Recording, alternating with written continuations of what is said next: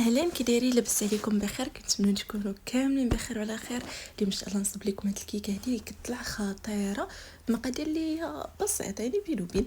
بالنسبه للمقادير ديال الكيكه درت فيها جوج بيضات مع كاس ديال السيده، خلطتهم مزيان حتى دابا ديك ثاني تقريبا في البيض مزيان، وكدرت عليهم حتى قبيصه ديال الملح، يمكن راه ما بانتش حيت زربت الفيديو.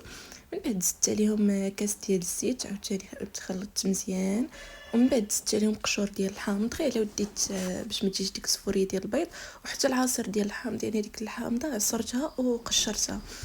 من بعد زدت دانون، عاوتاني خلطت، وكتبقى اخر حاجه هي الفورص والشوكولاط هذيك كاكاو غبره والخبارات. هنايا درت الفورص. هنا الفورص معرفتش شحال نقول لكم تقريبا، ولكن شي يكونوا 3 الكيسان بحال هكاك، يلا يقدوكم.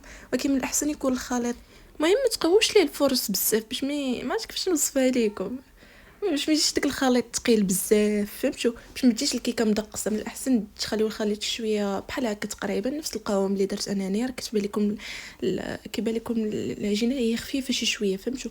صافي. من بعد زدت جوج خمارات، وهنا دهنت اللاطه ودرت الكيكه طيب. من بعد ملي خرجتها سقيتها بشويه الحليب بارد باش ترطب عاوتاني، وباش تاخذ حتى هذيك النكهه ديال داكشي غنديروها لها من الفوق. هنا كيف ما كتشوفوا رانا سقيت الكيكه كامله، راه كما كتشوفوا راه مجاتش طالعه بزاف، غادي تجيكم طبقه اللي هي رقيقه. هنا بالنسبه للطبقه الثانيه خديت هنايا درت ايطرو، لا درت نص سيترو ونص ايطرو. ما عرفتش كيفاش نوصفها لكم. المهم درت نص سيترو ديال الحليب ونص سيترو اخر درت ليه غير النص، فهمتوا؟ المهم باش يلا تجيكم هي ديك، حتى هنايا درت ايطرو ما قدتنيش. المهم درت الحليب، زدت عليه 4 المعالق ديال سنيده و4 المعالق ديال مايزينا.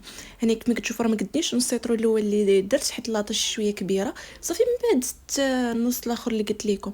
هنا الطبقه الاخيره درت فيها شوكولاط والحليب، يعني خلطت شوكولاط والحليب ودوبتهم وكبيتهم عليها من الفوق، ولكن حتى تكون الطبقه الثانيه جمدات عاد ديروها الطبقه الثالثه ديال الشوكولاط. هنا البنات المذاق راه ما نعاودش لكم، خصوصا اللي خليتوها باتت ليله كامله ولا جوج، لا المهم على الاقل نهار واحد في الثلاجه، راه كيجي فيها واحد المذاق ما نعاودش لكم. هنا كيف ما كتشوفوا طلعت هذه النتيجه. نتلاقاو في فيديو اخر، بسلامه.